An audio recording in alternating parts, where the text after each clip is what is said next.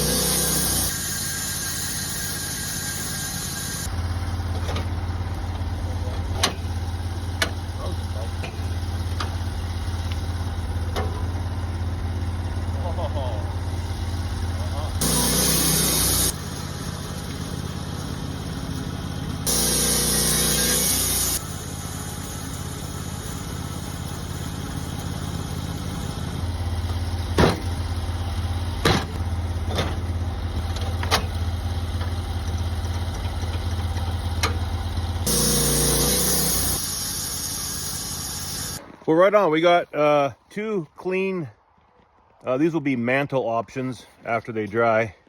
Right now they're frozen. But this was 7 by 8.5 by 9 foot 6 inches. And then we got this little guy here. It's got a little bit of live edge on it. Again, could be cut off later, but that's just a look that some folks like. This other side, actually, this side's a little bit cleaner. That's the waste there, and there might be something that we can salvage out of that as well. But so far so good on the new parts on the mill. We got the 4-axis trunnion there with the new blade guides, the new water injection, and then we have the new clutch. The engine actually doesn't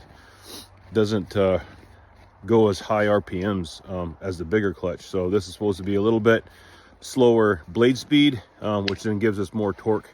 So, I still want to mill quite a few more logs before I can really give a full assessment on it.